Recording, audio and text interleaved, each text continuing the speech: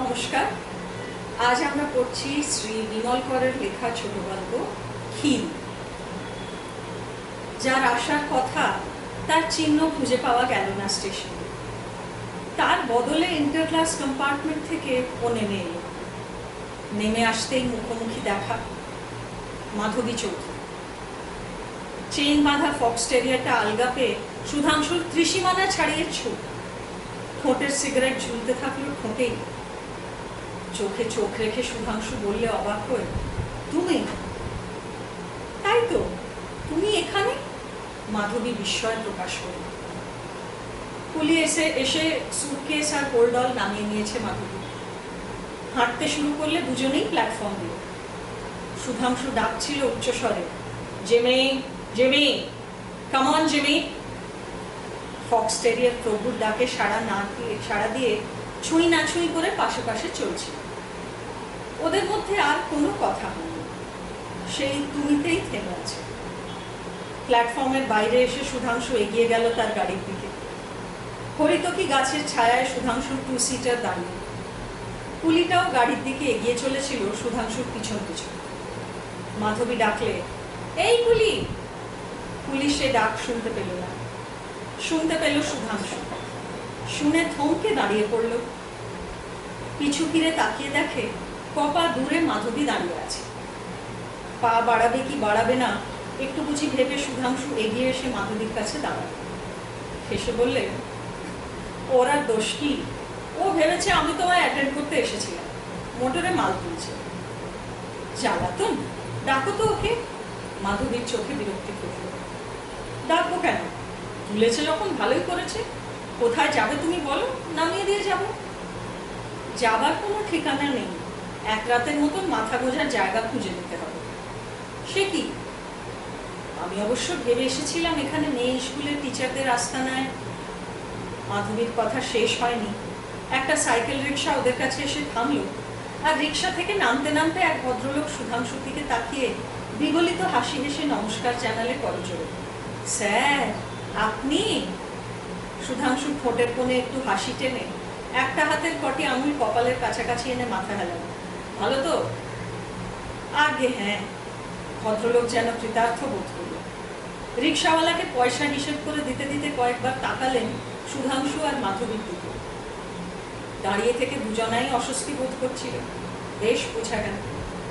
এসো, সুধাংশু বলল।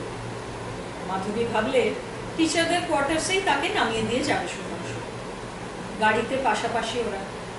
একটা মোড় ঘুরে গাছের ছায়ায় ছায়ায় পিচের যে রাস্তাটা সোজা চলে গিয়েছে, সুধাংশু সেই রাস্তা দিয়ে গাড়ি ছুটিয়ে দিল। তুমি কি মেয়ের স্কুলের টিচারের ইন্টারভিউ দিতে এসেছো? মাথা নাড়ল মাধবী। কালকেই তো ইন্টারভিউ, সুধাংশু আবার জানাল। তুমি দেখছি সব খবরই রাখো। রাখতে হয়, হাসলো সুধাংশু। কিন্তু এ চাকরি তো তোমার হবে না। কেন?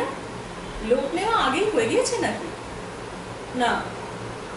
তবে প্রাইভেটে কোনো ক্যান্ডিডেট? না না, নট দ্যাট। আমি অ্যাপ্রুভ করব না। মাধবীর কাছে হেয়ালি ঠেকছিল সুধাংশুর কথাবার্তা। সেকেন্ড গিয়ারে গাড়ি তুলে সুধাংশু বললে, রিক্সা থেকে যে ভদ্রলোক নামলেন তখন উনিই বলরাম বাবু, স্কুলের সেক্রেটারি। অতি সজ্জন ব্যক্তি। আজই স্কুলের কমিটি মেম্বারদের বাড়ি বয়ে গিয়ে খবরটা জানিয়ে দেবেন। স্কুলের প্রেসিডেন্ট একটি সুন্দরী মহিলাকে কলকাতা থেকে আনিয়েছেন স্কুলের হেডমিস্ট্রেসের পদে বরণ করে নেওয়ার জন্য। স্বচক্ষে স্টেশনে তিনি দেখে এসেছেন সে দৃশ্য। সুধাংশু হঠাৎ একটা ব্রেক পুষল, হাসলো আপন খেয়ালি। তারপর বললে, আমি এখন ব্যাচেলর। বলরাম বাবুরা সেজন্য বড়ই উদ্বিগ্ন থাকেন, কিন্তু নেহাতি মুন্সেফির জোরে প্রেসিডেন্ট কিনা তাই একটু মুশকিল। মাধবী হঠাৎ অত্যন্ত অসহায় বোধ করল, অসহায় এবং বিরক্ত। কি আশ্চর্য, আমি তো জানতাম না তোমার সঙ্গে এভাবে দেখা হতে পারে। আমিও জানতাম না। তোমার শেল্টার আমি চাইনি। আমিও তোমায় শেল্টার দিতে আসিনি, কিন্তু এখন দিচ্ছি। মাধবী চুপ। তুমি কি আগের স্কুলে চাকরি ছেড়ে দিয়ে এসেছো? না। তবে দুশ্চিন্তা। এখানে চাকরি করলে তোমায় নিয়ে আড়ালে কথা হবে, আমিও বাদ যাব। আমাদের এই হঠাৎ দেখা হওয়াটাই অভিশাপ হলো তোমার পক্ষে। মাধবী আশা ভরসা ছেড়েই দিয়েছিল।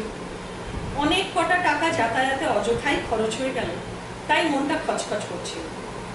চাকরি পেলেও সুধাংশু যে স্কুলের প্রেসিডেন্ট, সেখানে মাধবীও থাকত। সুধাংশুর শেষ কথাটা কানে যেতে মাধবী মুখ ফিরিয়ে দেখল না। ওদের দুজনের হঠাৎ দেখা হওয়াটা যে মাধবীর পক্ষে অভিশাপ বিশেষ, এসব তো অনেকদিন আগেই জানা হয়ে গিয়েছিল তার। কাজেই কথাটা নতুন নয়, তবে নতুন করে আবার শোনাল। ডাউন ট্রেনে আমি ফিরে যাই তবে? কখন ট্রেন? শুধালো মাধবী। সন্ধেবেলা। সারাদিন আর গাড়ি নেই? ছিল, খুব ভোরে, প্রায় শেষ রাতেই বলা চলে। আবার চুপ দুজনে। সুধাংশুর শার্টের কলার হাওয়ায় উঠছে, মাধবীর চুলগুলো মুখে কপালে উড়ে পড়ছে, জড়িয়ে যাচ্ছে চশমায়। কোথায় যাচ্ছি? মাধবী সামনের দিকে তাকিয়ে মৃদু গলায় বলল, আমার বাংলোর। সুধাংশু আর একটা মোড় ঘুরে স্পিড কমিয়ে আনলে মুখ। টেবিলে খেতে বসেছে দুজনে। স্নান সেরে হালকা সবুজ রঙের শাড়িটি পরেছে মাধবী। চুলগুলো সদ্য ভিজে এলো হয়ে পিঠে ছড়িয়ে রয়েছে, মুখে সামান্য একটু পাউডারের ছিটে। সুধাংশু পরনে পাজামা, গায়ে হাফ হাতা শার্ট। ঘরটা বেশ ঠান্ডা, মাথার উপর ফ্যানটাও ঘুরছে ধীরে। দরজায় খস ঝুলছে, শাঁসি আধ ভেজানো। বেশ একটা ছায়াচ্ছন্ন স্নিগ্ধতা। অবছরে বেশ রোগা হয়ে গিয়েছো তুমি, সুধাংশু চামচে করে মুখে ভাত তুলতে তুলতে বলল। তুমি বেশ মোটা হয়েছ। মাধবী চোখ না তুলেই হাসল। অ্যালকোহলিক ফ্যাট নয়। আমি কি তাই বলেছি? এবার চোখ তুলল মাধবী। ভালো আছো, ভালো থাকছো, খাচ্ছ, মনে সুখ আছে? সুখ আছে, তবে চিত্তে শান্তি নেই, হাসলো সুধাংশু। মাধবীর মুখ দিয়ে বেফাঁস বেরিয়ে গেল, একটা বিয়ে করে ফেলো। ভাবছি করব, ঠিক করেই ফেলেছি। আজই একটি পাত্রে আসার কথা ছিল। বাবা, বাড়ি বয়সে কন্যাপক্ষ কন্যা দেখিয়ে নিয়ে যাচ্ছে। মাধবী ঠোঁটায়। কন্যাপক্ষ বলতে কন্যাই শুধু, তিনি একাই আসছিল। তাকে আনতেই স্টেশনে গিয়েছিল। মাধবীর চামচ থেকে মাছের টুকরোটা প্লেটে পড়ে গেল। চোখ তুলতেই দেখে সুধাংশু ওর দিকে তাকিয়ে হাসছে। চোখ নামিয়ে নিল মাধবী। আশ্চর্য একটা অস্বস্তিতে সংকুচিত হয়ে উঠল। চুপ করে থাকায় আবহাওয়াটা যেন আরো অস্বস্তিকর হয়ে উঠতে লাগল। তবে তো তুমি হতাশ হলে? মাধবী কোন রকমে আবহাওয়া তরল করতে লঘু কণ্ঠে বলল। একরকম তাই, তবে লাভ তোমার সঙ্গে দেখা হয়ে গেল। আমার কিন্তু লোকসান। মাধবী এবার শব্দ করে হাসল। আবহাওয়াটা আরো তরল করতে চায়। একটু পরে মাধবী বললে, যিনি আসছিলেন তিনি বুঝি তোমার পূর্ব পরিচিতা? হ্যাঁ। সন্ধ্যের ডাউন ট্রেনে ফেরার জন্য মাধবীর তাড়া ছিল হয়তো, কিন্তু দুপুরে ঘুমিয়ে পড়েছিল বেচারা। সারা রাত্রি ট্রেন জার্নি করে এসেছে, মনে যথেষ্ট উদ্বেগও বুঝেছিল। ঘুম হয়নি হয়তো রাত্রে। সুধাংশুর বাংলোর ঠান্ডা নিরিবিলি ঘরে নরম বিছানায় শুয়ে ঘুমিয়ে কাটা। ঘুম ভাঙল যখন, তখন বিকেল শেষ। গধূলির আলো শিশু গাছের পাতায় ফিকে হয়ে এসেছে। তবু তাড়াতাড়ি করে কাপড় ছেড়ে বেরিয়ে এলো মাধবী। সুধাংশু গাড়ি বের করলে গ্যারেজ থেকে। স্টার্ট দিয়ে বললে, আর মাত্র 10 মিনিট। পারবে কি গাড়ি ধরতে? তোমার দয়া হলেই পারবো। সুধাংশু সাধ্যমতো স্পিড তুলেছিল গাড়িতে, কিন্তু মাঝপথে গিয়ে অচল হলো 2 সিটার। পেট্রোল ফুরিয়েছে। তাড়াতাড়িতে বেরোবার সময় ট্যাঙ্কটা ভর্তি করে নেয়নি সুধাংশু। ভুলে গিয়েছিল একেবারেই। মাধবী রাস্তায় নেমে এসেছিল। কপালে বিরক্তি ফুটিয়ে বললে, এখন কি করি? চল হেঁটে হেঁটে বাড়ি ফিরি। বাংলোয় গিয়ে পেট্রোল সমেত লোক পাঠাবো, গাড়ি নিয়ে যাবে। আশ্চর্য। মাধবী ভ্রুকুঞ্চিত করল। তোমার গাফিলতির জন্য এত দুঃখ? এখন রাত কাটাতে হবে? উপায় কি? সুধাংশু ট্রাউজারের পকেট থেকে রুমাল বের করে ঘাড় মুছতে মুছতে বলল। রাত্রে খাবার টেবিলে বসে ওরা এমন সব কথাবার্তা শুরু করলে যার সঙ্গে নিজেরা কোনোভাবেই যুক্ত নয়। দুজনেই কেমন যেন সচেতন, কোনো রকমের ব্যক্তিগত কথা যেন কোনোভাবেই না উঠে পড়ে। সুধাংশু হয়তো বললে, এখানে মাংসটা সবসময় অ্যাভেলেবল, মাছ বড় একটা পাওয়াই যায়। তোমার রান্নাবান্না বেশ ভালোই করে দেখছি। হ্যাঁ, লোকটাকে বিস্তর তোষামত করে রেখেছি।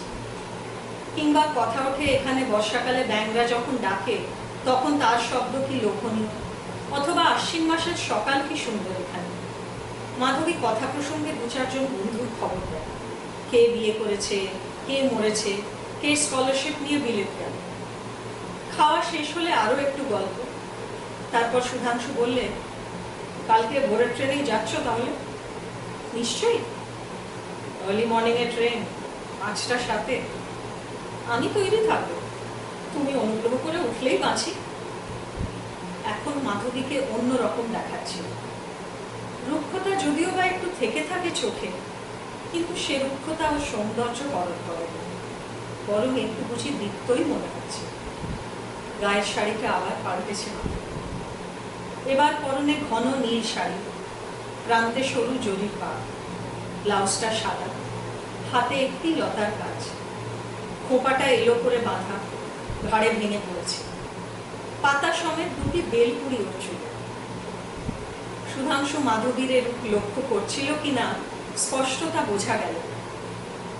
টেবিল থেকে উঠে শোবার ঘরে এসে বললে, এইটা তোমার, পাশেই আমি থাকলাম। সুধাংশু একটু তাকালো এদিক ওদিক, তারপর বললে, ওদিকের সব দরজায় বন্ধ, এইটাই খোলা, আমি পাশেই থাকলাম, খিল বন্ধ করে দিল। মাধবী কথা বললে না। সুধাংশুই দরজাটা টেনে দিল। মাঝরাত বুঝি তখন। মাধবীর একটু বুঝি তন্দ্রা এসেছিল। বুকটা ধুকধুক করে উঠল। পাশের ঘরে কিসের যেন শব্দ উঠল খুব। ঘর অন্ধকার। মাধবী সেই অন্ধকারেই দরজার দিকে তাকালো তীক্ষ্ণ চোখে। অনেকক্ষণ অসাড় হয়ে পড়ে থাকে। এই বুঝি না কেউ নয়। সুধাংশুর গালে মশারির একটা অংশ হাওয়ায় খুলে এসে ঠেকতেই চমকে উঠেছিল। কাঠ হয়ে শুয়ে থাকলো চোখ বুঝে। স্পর্শটা কি গভীর হবে? অনেক অনেকক্ষণ কেটে গেল। মনে হলো না আর কোনো স্পর্শ পাওয়া সম্ভব।